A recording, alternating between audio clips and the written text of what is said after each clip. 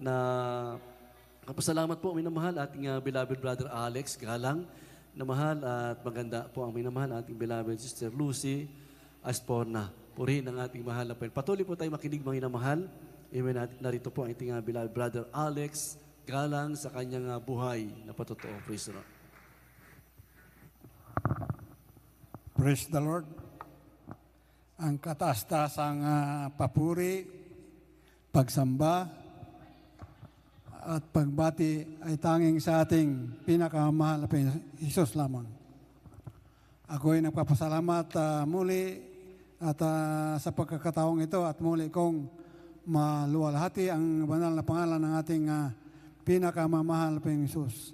Nais kong pasalamatan ang ating pinakamamahal na Hesus sa pagpagaling po sa aking prostate enlargement po mga minamahal, na kung saan ako po ay na-diagnose noong February 12 na mayroong prostate enlargement po mga minamahal.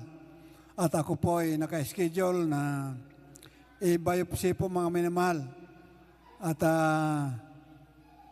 para kukuha ng konting laman doon sa aking prostate at examinin kung mayroon bang cancer o wala. Subalit mga minamahal, talagang nakahanda na po yung may resita na po ako. Kinabukas, yung resita po, 4 na tableta sa umaga, 4 din sa hapon. Inumin ko raw bago, adi before na schedule na biopsy po. At ngunit po, hindi ko po binili yung gamot. At ako po ay dumiretso sa pag-uwi sa amin. At talagang nag-decide po kami sa mahal kong beloved wife ko na dumalo na lang sa ating banal na gawain. Dahil Merkulis po yung naka-schedule sa akin na biopsy po ako mga minamahal, February 12. At yun nga nangyari mga minamahal. At kami po ay dumalo ng February 12 dito sa ating banal na gawain, Merkulis po. At humihingi po ng habag, humihingi ng mga kapatawaran sa aking pagkukulang, pagkakasala po mga minamahal. At tunay po mga minamahal, ako po ay kinabangan ng ating pinakamahal pong Hesus dahil street po, halos na street po namin mga minamahal pagdalo mula po noong February 12, Merkulis, Bernes, Linggo, halos na street po namin na dumalo ng banal na gawain na yan mga minamahal. Hanggang sa kasulukuyan po mga minamahal, talagang purihin po ating pinakamahal na Panginoon Hesus dahil ako po ay kinahabagan ng ating pinakamahal Panginoon Hesus. At pinagaling na po niya ang aking prostate enlargement po mga minamahal. Praise the Lord. Hallelujah, praise the Lord. At alam ko mga minamahal na isang paalaala lamang ng ating pinakamahal Panginoon Hesus ang karamdaman na yan dahil kami po mga minamahal ay matagal pong naging Sunday Christian na lang po mga minamahal.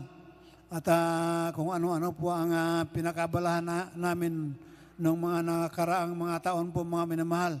At talagang ang ating pinakamahal na Panginoong Hesus dahil purihin po ang ating pinakamahal Panginoong Hesus dahil talagang tinawag niya po uli kami para maglingkod ng mainit sa kanyang banal na ubasan mga minamahal. At tunay po mga minamahal, yun lang pala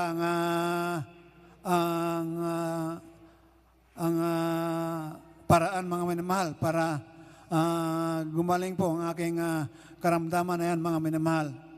At nais kong ring pasalamatan ang ating pinakamahal na Panginoon Hesus sa mga himala po mga minamahal na pinakita po sa amin ng ating pinakamahal Panginoong Hesus na nung araw po mga minamahal, nung maliit pa po ang aming anak na panganay na yan, siya po ay nagkaroon ng dengue po mga minamahal. At ang akala ko noon mga minamahal ay siya ay kukunin ng ating pinakamahal Panginoong Hesus dahil isang linggo na po mga minamahal na hindi kumakain po mga minamahal. At sobrang payat na po ng aking anak noon mga minamahal. At alalang-alala na po ang aking beloved wife noon mga minamahal. Dahil yun nga sa karamdaman na dengue at payat na po mga minamahal. At siya po ay tumawag sa akin doon sa ako po ay nakadestino pa noon mga minamahal sa dako ng ang inalo po mga minamahal.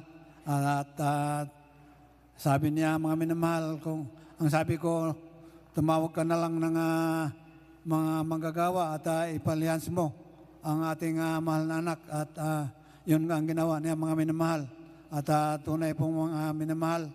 At nung nalihans po ang aking mahal na anak na yan mga minamahal, ito po ay instant po pinagaling ng ating pinakamahal Panginoong Hesus. At nais ko rin pasalamatan po ang ating pinakamahal Panginoong Hesus sa mga pagpapala po mga minamahal.